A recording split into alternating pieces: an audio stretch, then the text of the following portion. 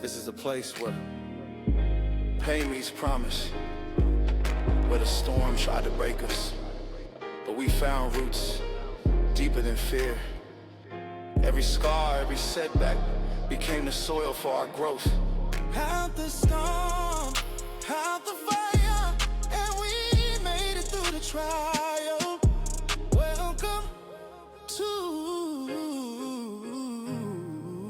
Welcome to Rooted and Rising.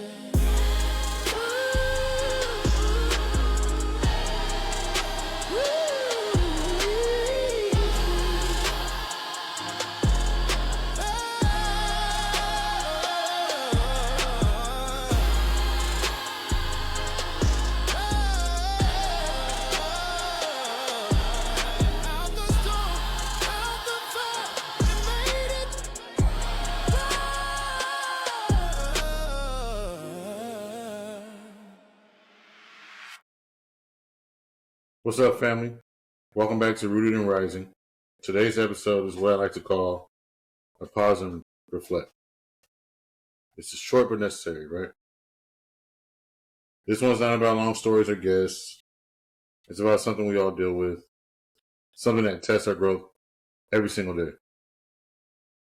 And I want to talk about responding emotionally and how letting someone else's reaction dictate our response can cost us more than we realize. We'll call this one, check your emotional mirror. So I want you guys to think about the last time somebody came at y'all sideways. Maybe with an attitude, maybe a little disrespectful, or maybe they were just in a bad mood. Now, if we're all being honest with each other, how did you really respond? Did you take a breath and choose calm? Or did you try to match their energy, tone for tone, word for word, heat for heat? If you did the second one, don't beat yourself up. You're only human. But that moment right there, that's the mirror. We often mirror the emotions of other people around us, whether we realize it or not.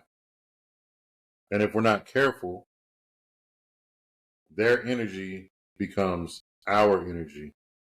Their chaos becomes our chaos. And, before we know it, we're reacting and we're not responding. And usually that's when things go to the left. And because when emotions lead the response, that's when people get hurt. That's when things are said that can't be unsaid.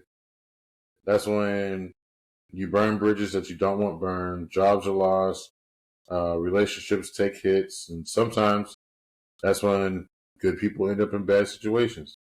All because we gave someone else control of our emotional steering wheel. And let's be real. We've all had these moments where we snapped. Somebody pushed that button, crossed, that imaginary line, or said something that lit our fuse. And in that moment, it feels right to let all that emotion out. You feel justified and you feel like you're standing your ground. But once the dust settles and you're sitting back thinking about everything later, that's when you realize it wasn't strength, it was reaction. You didn't protect your peace, you lost it.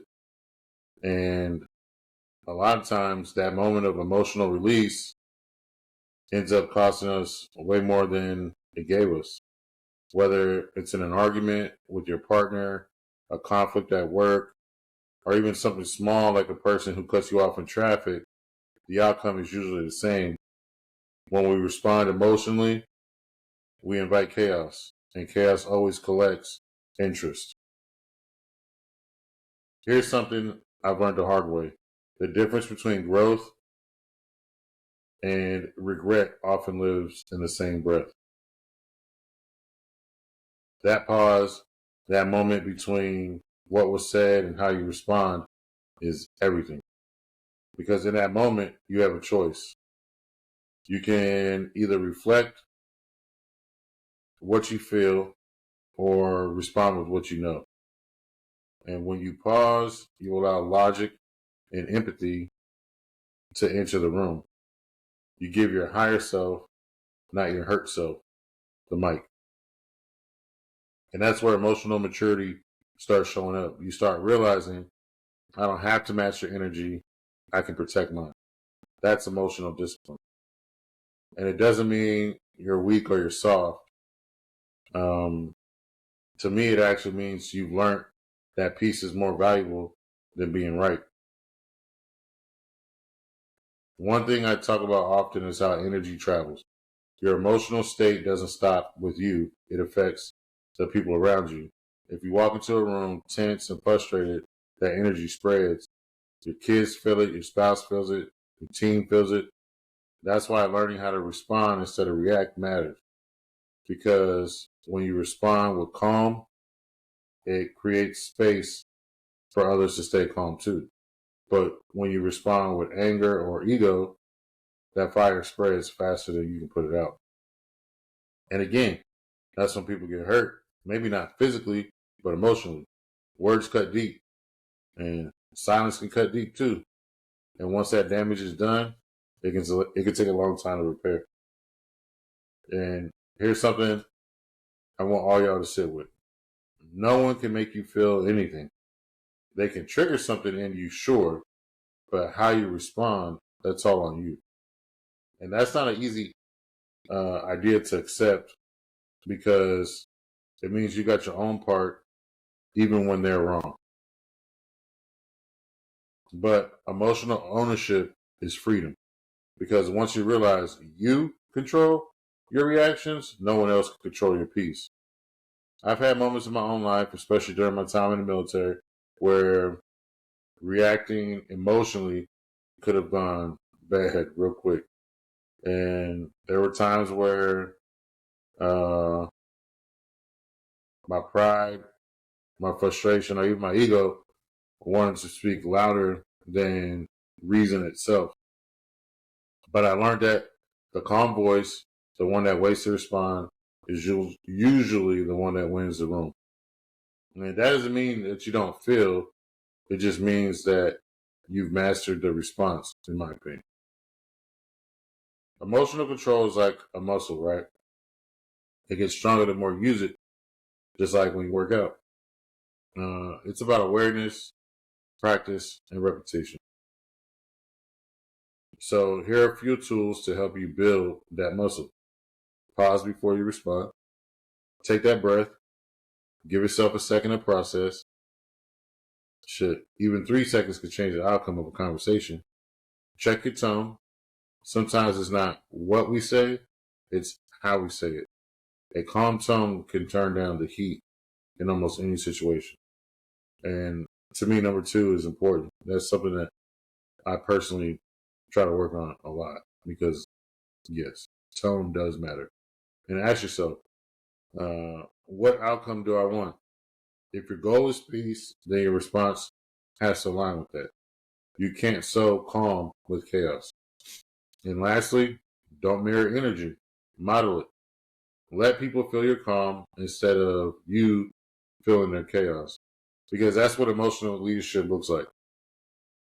Showing people that you can stay grounded even when things get heated.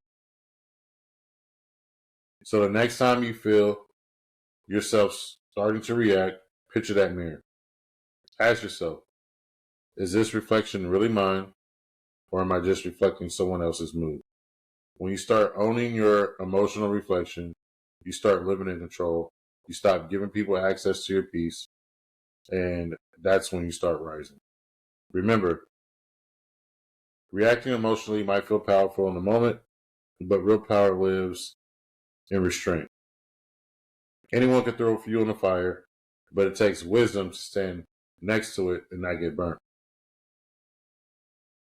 If this one hit home for you, take it with you the rest of this week. Practice the pause, protect your peace. And when someone tries to pull you into their storm, remember, you don't have to go. You can stay rooted and you can rise above it. Because when you lead with peace, you set the tone for yourself and for everyone around you. Until then, take care of yourself. And remember, no matter what you're going through or the challenges you're facing, your roots are stronger than you think. Thanks for listening, and I'll see you next time.